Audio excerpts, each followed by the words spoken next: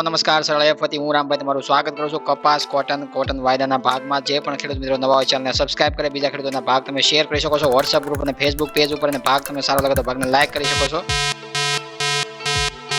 કપાસ બજારની અંદર દિવસનો પ્રથમ ભાગ છે રજૂ કરવામાં આવ્યો છે જેની અંદર માહિતી લઈએ આપણે વિદેશી વાયદા અને બંધ સપાટી છે ઘરેલું કોટન MCX બંને વાયદાની અને બંને સપાટી ઉલટી જોવા મળે છે। આપણે સમજીએ આગળ એ પહેલા છે વેચવાલીનું પ્રમાણ અલગ અલગ રાજ્યોની અંદર કેવું જોવા મળે છે દેશની અંદર અલગ અલગ સ્ટેટ વાઇઝ એસ્ટિમેટ કોટન અરાઇવલ્સની વાત કરીએ તો આવક છે 22 માર્ચ 2024 માં આપણે સમજીએ સાંજના રિપોર્ટમાં આવક છે કેવી આપણે જોવા મળે। સૌપ્રથમ ગુજરાતથી શરૂઆત કરીએ ગુજરાતમાં 30,000 ગાંસડીની આવક જોવા મળી છે। આપણે એકંદરે જોઈએ તો મણમાં આપણે કન્વર્ટ કરીએ તો લગભગ 1,25,000 મણની ઉપર છે વેચવાલીનું પ્રમાણ હોઈ શકે છે અને એ પ્રમાણે છે ગાંસડીમાં કન્વર્ટ થઈ જેનિંગ પ્રેસિંગ થઈને 30,000 ગાંસડી તૈયાર થઈ છે। મહારાષ્ટ્રમાં પ્રથમ સ્થાને જોવા મળે છે 31,000 ગાંસડીની આવક છે। મહારાષ્ટ્રની અંદરથી થોડી વેચવાલીનું પ્રમાણ વધ્યું હતું ગુજરાત કરતા એટલે પ્રથમ સ્થાને મહારાષ્ટ્ર આવતું જોવા મળે છે। મધ્યપ્રદેશની વાત કરીએ તો 4,000 ગાંસડીની આવક ત્યાંથી જોવા મળે છે। કર્ણાટકની વાત કરીએ તો 2,700 ગાંસડીની આવક ત્યાંથી જોવા મળે છે। તેલંગાણાની વાત કરીએ તો 2,500 ગાંસડીની આવક ત્યાંથી જોવા મળે છે। આંધ્રપ્રદેશની વાત કરીએ તો 2,000 ગાંસડીની આવક ત્યાંથી જોવા મળે છે। તામિલનાડુની વાત કરીએ તો 500 ગાંસડીની આવક ત્યાંથી જોવા મળે છે। ઓડિશાની વાત કરીએ તો 300 ગાંસડીની આવક ત્યાંથી જોવા મળે હતી। નોર્થ ઝોનમાં પંજાબ હરિયાણા રાજસ્થાન લાઇનની વાત કરીએ તો 7,500 ગાંસડીની આવક ત્યાંથી આપણને જોવા મળી હતી।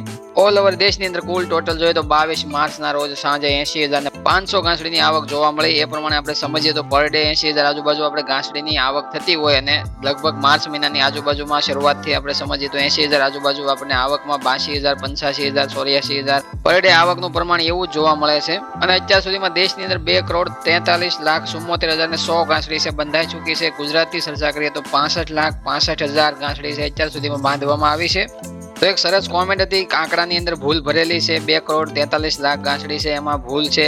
આવક કરતા ફેબ્રુઆરી પછીના આંકડા છે માર્ચમાં વધી ગયા હોય એવું એનું કહેવાનું હતું ટૂંકમાં પણ એમાં થોડું આપણે સમજીએ તો બધા ખેડૂતોને વધારે પડતી જાણકારી મળે કે જે ફેબ્રુઆરી મહિનો આવતા છે ફેબ્રુઆરી પૂરો થતા છે આપણને દેશની અંદર કુલ 2,24,00,000 ગાંસડીની આવક છે થઈ ગઈ હતી એટલે કે 226.82 લાખ ગાંસડી છે આવક દર્શાવાઈ ગઈ હતી।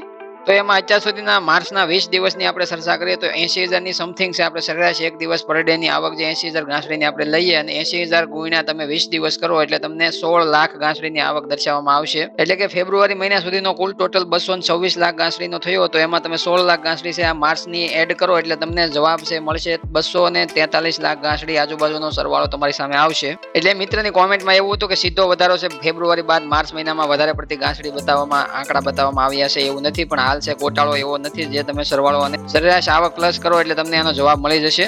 હવે આપણે જોઈએ બંધ સપાટી આઈસ ફ્યુચર્સ કોન્ટ્રાક્ટ અમેરિકન મે કોન્ટ્રાક્ટની અંદર છે આપણે સમજીએ 22 માર્ચ 2024 2:15 વાયદાની અંદર 91.51 સેન્ટની સપાટી ક્લોઝિંગ વાયદાની અંદર છે। શુક્રવારે બંધ સપાટી જોવા મળી વાયદાની અંદર છે 92 સેન્ટનું લેવલ ગુમાવી અને 91.51 સેન્ટે બંધ થયો એટલે ઘણો બધો આપણને ઘટાડો જોવા મળ્યો છે।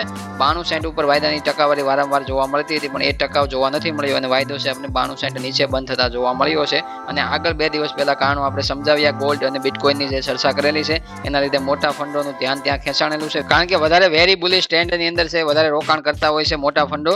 કોટન ફ્યુચર્સમાં મે કોન્ટ્રાક્ટમાં છે ઓપનિંગ સપાટી 92.22 સેન્ટની જોવા મળી ઊંચા મથાળા છે વાયદાની સ્થિતિ ઇન્ટરડે ટ્રેડિંગ રેન્જમાં રાત્રે 92.85 સેન્ટની બતાવવામાં આવી વાયદો લોઅર સાઇડમાં 91.42 સેન્ટની સપાટી તળિયાની બતાવવામાં સક્ષમ રહ્યો અને સેટલ થયો વાયદો 91.53 સેન્ટના લેવલે 2:15 વાયદાની અંદર 0.68% મંદી સાથે વાયદાએ ક્લોઝિંગ આપ્યું હતું। વાયદાની અંદર છે આપણે જોઈએ તો એક અઠવાડિયાની અંદર 4 થી 5 સેન્ટનો ઘટાડો જોવા મળ્યો છે અને એ પ્રમાણે આપણે સમજીએ તો વાયદાની અંદર જે ઘટાડો જોવા મળ્યો છે વિદેશના આધારિત છે ઘરેલું કોટન MCX ની અંદર છે કાલે આપણને મજબૂત સ્થિતિ જોવા મળી અને વિદેશ વાયદાના આધારિત ઘટાડાને બદલે છે ઉલટી સ્થિતિ આપણા વાયદા ઉપર જોવા મળી। ઘરેલું કોટન MCX ના બંને વાયદા છે તેજીમાં બંધ થતા શુક્રવારે સાંજે રાત્રે જોવા મળ્યા અને વિદેશ વાયદો છે આપણે ઘટાડામાં દબાણમાં જોવા મળ્યો એટલે જોઈએ તો 30% પણ વિદેશનો અસર નથી જોવા મળ્યો। કાલ સાંજમાં છે આપણે 100% સ્થાનિક અસર જોવા મળ્યો અને સ્થાનિક અસરથી છે વાયદા બંને ઘરેલું કોટન MCX ના બંને વાયદા છે આપણે તેજીમાં બંધ થતા જોવા મળે। શુક્રવારે તેજીમાં ક્લોઝિંગ આપતા વાયદાની અંદર સ્થિતિ સોમવારે પણ સારી જોવા મળી શકે છે પણ વિદેશ વાયદાની અંદર ઘટાડો છે એ તમને વારંવાર કહેવામાં આવ્યું છે કે વિદેશની કોઈ ચિંતા ન કરવી વિદેશ વાયદામાં કદાચ તમારી સામે ઘટાડો હજી પણ તમને જોવા મળે 90 સેન્ટ નીચે પણ ભાવ સરકે તો એનાથી કોઈ ચિંતા ન કરવી કારણ કે સ્થાનિક બજારમાં સ્થાનિક વપરાશ અને સ્થાનિક પુરવઠાની ખામી ભારત દેશમાં બનેલી છે અને એ ખામીના લીધે છે બજાર મજબૂત આગળ પણ જોવા મળશે।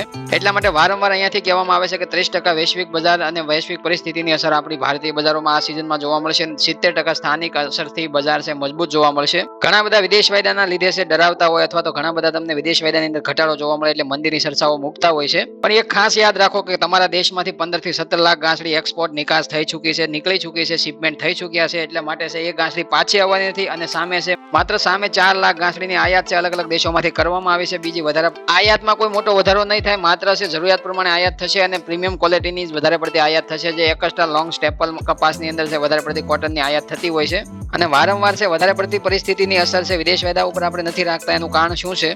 આ સિઝનમાં આપણા દેશનો પુરવઠો ઘટેલો છે, સામે વપરાશ વધેલો છે. સ્થાનિક વપરાશ આપણા દેશમાં છે પોતાની કન્ઝમ્પશન તાકાત વધારે છે, એટલે કે સ્થાનિક વપરાશ છે આપણા દેશમાં વધારે પડતી હોય છે અને આપણા દેશમાં વપરાશ છે વધીને જોવા મળતી હોય છે. જ્યારે પુરવઠાની અંદર ઘટાડો જોવા મળે ત્યારે વપરાશ વધતી હોય છે. અને બીજું જોઈએ તો અમેરિકાનો વાયદો છે અમેરિકન નિકાસ ઉપર આધાર રાખતો હોય છે, કારણ કે અમેરિકાની અંદર સ્થાનિક વપરાશ વધારે પડતો નથી, કન્ઝ્યુમર ઓછા છે, કારણ કે એની અંદર છે ભારત દેશ જેટલો વપરાશ નથી અને દેશની અંદર પોતાનો વપરાશ ના હોય એટલે એને નિકાસ કરવું પડે. પ્રોડક્શન છે બહારના દેશોમાં છે, માલ છે નિકાસ કરી અને પોતાના કોટનના ઉત્પાદનનો યુઝ છે કરવાનો હોય છે, કારણ કે બીજા દેશોમાં નિકાસ કરે તો જ એનો યુઝ થતો હોય છે. એટલા માટે નિકાસ વેચાણ સારું આવે અને આંકડા છે વારંવાર સારા આવે અને શિપમેન્ટ સારું જોવા મળે તો જ વિદેશ વાયદા ઉપર છે નવી તેજી અને નવા વારંવાર છે ઉછાળા જોવા મળે. અને ભારતીય બજારોમાં જોઈએ તો ભારતીય નિકાસ છે વધારે પડતી અત્યારે હાલ જે થઈ છે એટલી નિકાસ કાફી છે, એના પછી નિકાસની જરૂર નથી. તો પણ નિકાસ તો વધીને જોવા મળશે અને સ્થાનિક વપરાશની અંદર પણ વધારો કરવામાં આવ્યો છે અને વધીને જોવા મળશે એવું આપણે 2 મહિના પહેલા પણ કહ્યું હતું. એટલે કે સ્થાનિક વપરાશ વધે એટલે દેશની અંદર જે પણ પુરવઠો જે ઉત્પાદન થયું છે એનો વપરાશ દેશની અંદર થઈ જાય, એટલે નિકાસ કરેલી ગાંસડી હોય એનો માર છે પાછળથી ક્લોઝિંગ સ્ટોક ઉપર પડે. એટલે કે જે દેશની અંદર સિઝનની અંતમાં જે વધારે પડતો સ્ટોક રહ્યો હોય એને ક્લોઝિંગ સ્ટોક કહેવાય. કે જે ગાંસડી વધી હોય, જે 15 લાખ ગાંસડી 20 લાખ ગાંસડી ક્લોઝિંગ સ્ટોક માનવામાં આવે છે, એક ગાંસડીની અંદર છે ઘટાડો જોવા મળે અથવા તો એ ન પણ બચે અથવા તો 2-5 લાખ ગાંસડી માંડ વધે વપરાશ થતા, તો સિઝનના અંતમાં ભારત પાસે સ્ટોક ઘણો બધો ઘટીને રહે અને સિઝનના અંતમાં વિદેશમાં જોઈએ તો અમેરિકા પાસે સ્ટોક થોડોક વધીને રહે, તો એના માટે બજાર છે ઉલટું પરફોર્મન્સ દેખાડે. ઘણીવાર તમે આગળના વર્ષોમાં જોયું હોય છે કે 10-15% છે ભારતીય કપાસ છે મોંઘો વેચાતો હોય છે. ગુજરાતમાં વધારે પડતી મોંઘાઈ જોવા મળતી હોય છે કપાસની અંદર અને વિદેશમાં છે સસ્તી ગાંસડી તૈયાર થતી હોય છે, રૂના ભાવ સસ્તા જોવા મળતા હોય છે. છતાં પણ ભાવ છે ગુજરાતની ગાંસડીના અથવા તો સૌરાષ્ટ્રના કપાસના ભાવ છે બીજા અન્ય રાજ્યો કરતા ઊંચા જોવા મળતા હોય, કારણ કે એ ક્વોલિટીનો કપાસ ગુજરાત પાસે ન બચ્યો હોય, દેશ પાસે પણ છે કપાસની ઘણી બધી કિલ્લત જોવા મળતી હોય, ઘણો બધો ઘટાડો જોવા મળતો હોય, તો દેશ પાસે પણ કપાસ ઓછો હોય એટલા માટે છે ભારતીય છે ભાવ ઊંચા જોવા મળે. અને વિદેશમાં જોઈએ તો અમેરિકા પાસે સ્ટોક પડ્યો હોય તો ત્યાં નિકાસ ન થતી હોય અથવા માંગ ન થતી હોય, તો નિકાસને લીધે જ્યાં પુરવઠો સ્ટોક વધ્યો હોય તો જે ક્લોઝિંગ સ્ટોક વધારે પડતો હોય ત્યાં ભાવ છે નીચા દબાણમાં જોવા મળે. ક્લોઝિંગ સ્ટોક નથી અથવા તો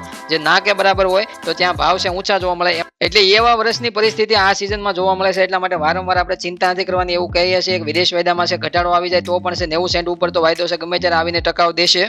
અને ભારતીય બજારો પોતાના દમ ઉપર અત્યારે ચાલી રહી છે, કારણ કે વિદેશ વાયદામાં ઘટાડો છે. અને જોઈએ તો કોટન MCX મે વાયદા ઉપર આપણે સમજીએ તો 62,260 રૂપિયાની સપાટી છે, સાંજના બતાવવામાં આવી 140 રૂપિયાના સુધારા સાથે વાયદો 0.23% તેજી સાથે બંધ થતા જોવા મળ્યું આપણને. એવી રીતના ઘરેલું માર્ચ વાયદાની અંદર પણ 60,000ની સપાટી છે, 9 વાગે બતાવવામાં આવી 440 રૂપિયાનો સુધારો, 60,000ના ભાવે 0.74% તેજી સાથે વાયદો છે આપણે બનતા જોવા મળ્યો. અને વિદેશ વાયદાથી ઉલટું પરફોર્મન્સ છે તેજી તરફી જોવા મળ્યું. વિદેશ વાયદામાં જોઈએ તો મંદીમાં વાયદો છે આપણે ક્લોઝિંગ આપતો બંધ થતો જોવા મળે છે રાત્રે. અને જોઈએ તો બંને ઘરેલું પડે MCX વાયદાની અંદર છે નવી તેજી આપણે જોવા મળે છે 140 રૂપિયાથી લઈને 440 રૂપિયા બંને વાયદામાં છે સુધારા તરફીની ચાલ બતાવવામાં આવે છે. એમાં તમે શું માનો છો ઉલટું પરફોર્મન્સ વાયદાની અંદર કેમ તેજી તરફી જોવા મળે છે? અને કદાચ ન સમજાય તો ચિંતા ન કરવી, હું રામભાઈ મળું તમને ભાગ 2 ની અંદર. ત્યાં સુધી તમામ ખેડૂત મિત્રોને જય જવાન, જય કિસાન, જય ભારત, જય ઠાકર.